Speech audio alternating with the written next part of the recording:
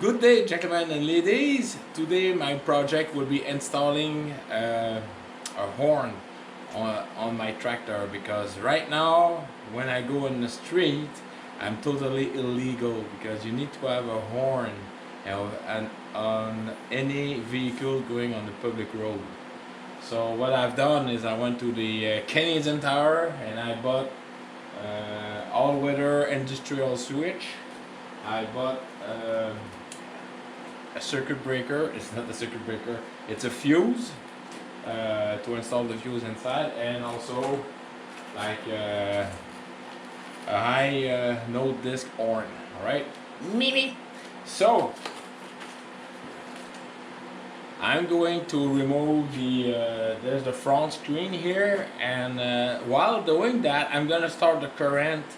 I'm gonna look where I'm gonna take the current from, either directly from the battery or either somewhere under. I'm gonna look for that. I have my glasses down there. I need my reading glasses. However, since I'm gonna remove that, I'm gonna check the battery for the fluid, the level of the battery, because it's been last fall since not last fall but last spring when the battery was parked at Joe's place. So time to check that, and see you later. Cheers. Now, to have access to the battery, you need to remove the three screw in front of here. That's the screen. So I do that right now. It's a 10mm socket. Once the three screws are removed, you just have to put it back, but you need to on both sides put it away, and then you just simply just put it back like this and up. So here, that what creates a tension. So you just put it aside, and the battery is located right there where I'm pointing. I don't know if you can see, probably yes. So let's check the fluid level on that. Alright, the battery, which right here, it's held in place with a big rubber, not a tube, but a strap with a 2 metal clip on each side. So I just have to unclip it and put the battery up. What I've done also is I put a rubber mat under it with an extra, so all the acid, if the acid get out, it will stay on the rubber mat. It's a 10mm to remove the to disconnect the battery.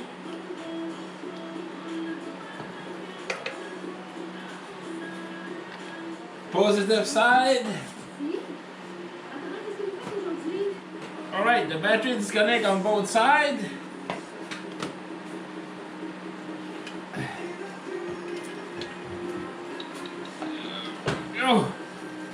So this is the little rubber mat that I had to protect the under battery, and it worked marvelously, because what I've done is I put a light coat of grease.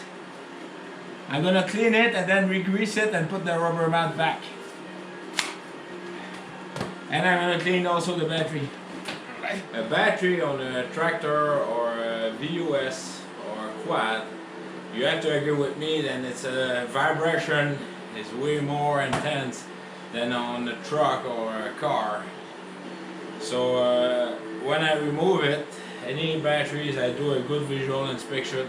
I check under it, make sure there's no crack, no leaks, and then I will clean the top. Always wear safety glasses, and be aware that you don't splash yourself. Alright, so now to open this cap, I just go on the side here and I just put a screwdriver and gently, surely remove equally on each side the little cells. Alright, the cells cover.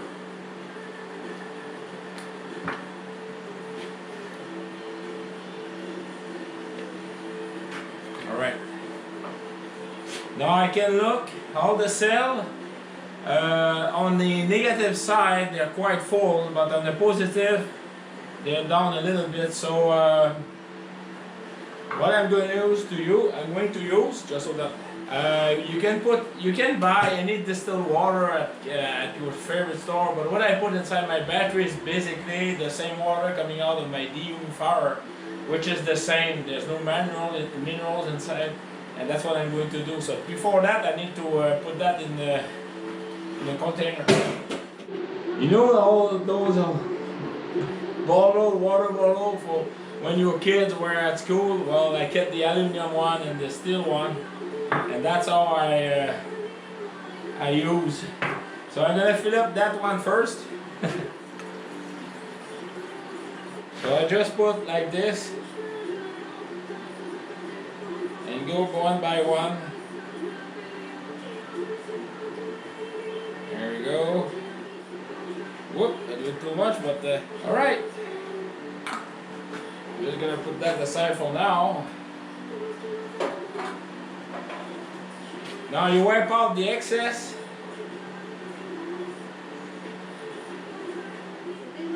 When that is accomplished, you just put the cover back. But before I'm putting the cover back, I'm gonna clean them very well.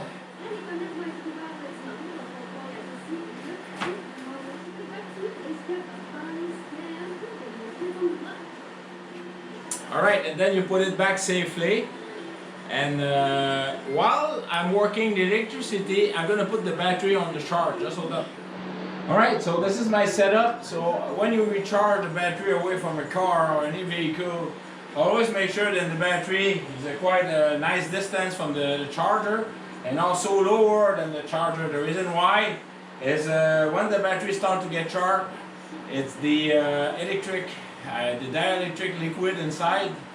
I forgot the name, sorry. I will put it in the video. It's flammable, it's ignition, so at least, and it's heavier than air, so it will drop out. So never put the battery charger under the battery or lower. So that's a quite a distance. It's roughly about 2 feet. It's higher, and I have a nice ventilation because I have the fan here blowing stuff. And of course I have the heater in the back, but it's a safe distance. So let's charge, let the battery charge itself. It's not charging too much. I put it in 2 amps right now. Everything's doing fine. Alright, so I'm gonna work on the tractor for the electricity. Alright, when the battery is charging, it's normal, then the overflow it's flowing, so you can see the little drip. So yes, I did overflow it a little, but that thing will drop on the floor and that's it. All right, in the main, I finished to clean the battery holding support.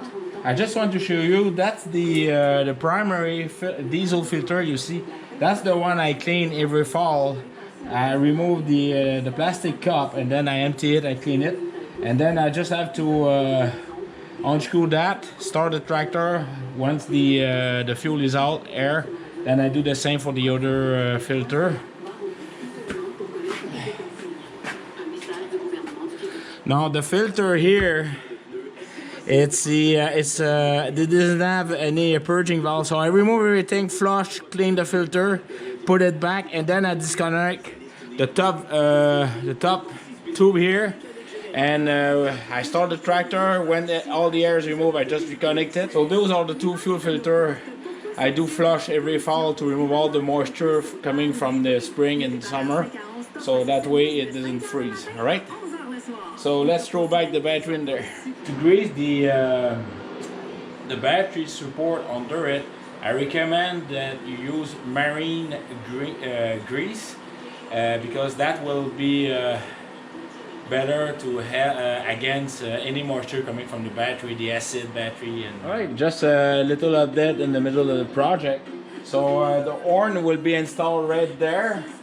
And it's already, the ground is already installed, so you can see the horn right in there. So the already pierced the hole for the switch, so the switch will go like this.